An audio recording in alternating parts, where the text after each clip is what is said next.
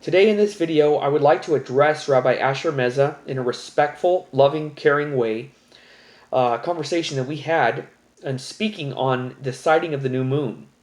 Now, me and Rabbi Asher Meza, we had a couple of conversations. The second conversation he uploaded on YouTube, and it's the highest viewed conversation he's had with anybody. And in our conversations, we've had a lot of great dialogue. There was 30 minutes more of our last conversation, which he decided to edit out for some reason. It was great dialogue. It got more intense. It got a little bit heated, but I understand it's his channel. He can do whatever he wants. But it would have been great for the audience to hear the whole conversation we had. It was pretty intense.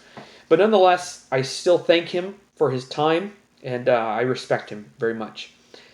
But in our previous conversation, which was not aired on YouTube whatsoever, he was speaking about the sighting of the new moon, how he disagreed with the sighting of the new moon, that this is incorrect, that this should not have been translated the sighting of the new moon, or that it doesn't mean sighting of the new moon.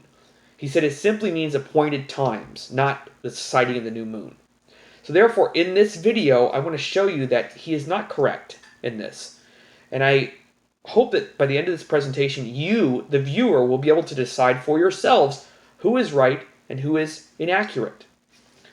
The biblical month begins with the crescent new moon, also called first visible sliver.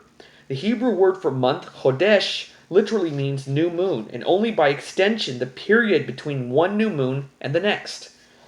The Rabbinite Midrash, meaning rabbinical literature, relates, now listen carefully, that when God said to Moses, "This month, chodesh, shall be for you the beginning of months." Then it quotes Exodus chapter 12, verse 2. Listen carefully. The Almighty pointed up into the heavens at the crescent new moon and said, "When you see like this, sanctify, declare new moon day." In this rabbinic tale, it highlights an important point, namely that it is a sighting of the new moon. That is the point of this whole thing. The reason for this is that the term for month, chodesh, itself implies that the month begins with the crescent new moon, as we will see in this presentation. This would have been obvious to any ancient Israelite present when Moshe recited the prophecies of YHWH to the children of Israel. And therefore, there was no need to elucidate this concept any more than such terms as light or dark.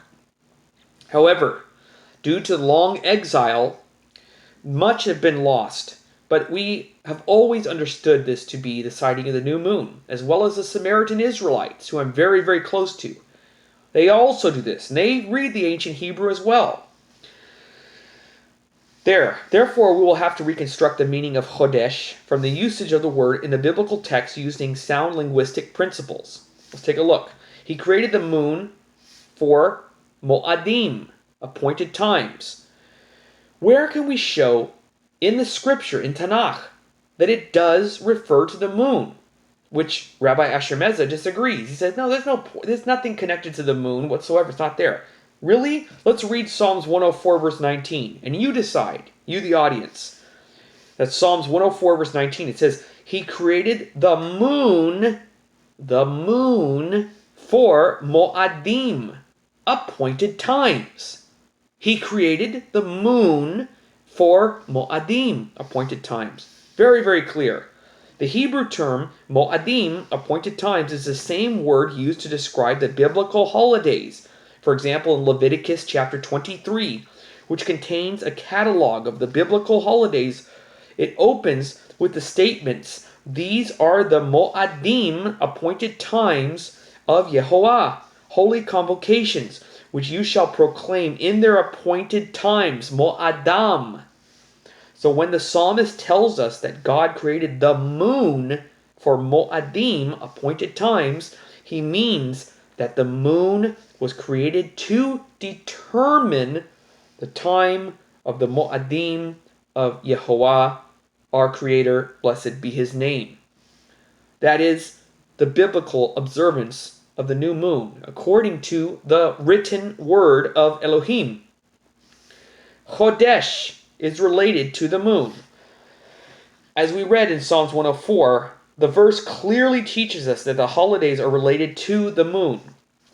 But when the Torah was given, Psalms 104 had not yet been written. This is a counter-argument he might provide by the Levitical prophets. And the question still remains of how the ancient Israelites would have known this. The answer is that the Hebrew word for month, chodesh, itself indicates a connection to the moon. We can see this connection in a number of instances where which chodesh, month, is used interchangeably with the word yerah. The common biblical Hebrew word for moon literally means moon. Yerah is the Hebrew for moon, which by extension also means month. For example, in the month Yerah of Bul, which is the English month Chodesh, this is in 1 Kings chapter 6, verse 38. In the month Yerah of Etanim, which is the 7th month Chodesh, you find this in 1 Kings chapter 8, verse 2. Another proof that Chodesh is related to the moon, Yerah, is the phrase, a Chodesh, month of days. This is in Genesis chapter 29, verse 14, and also in Numbers chapter 11, verses 20 through 21, meaning a period of 29 or 30 days, which is equivalent to the phrase, a Yerah, month, moon of days. You find examples of this in Deuteronomy chapter 21, verse 13, 2 Kings chapter 15, verse 13. Clearly, then, Chodesh is related to Yerah, which itself literally means moon. Shalom, and thank you so much for your time. I hope this was helpful. Please don't forget to hit the like button because this helps so much to reach more people. And thank you again, everyone. I really appreciate all of you. Thank you so much for your support. And may Yehovah bless you immensely. Thank you.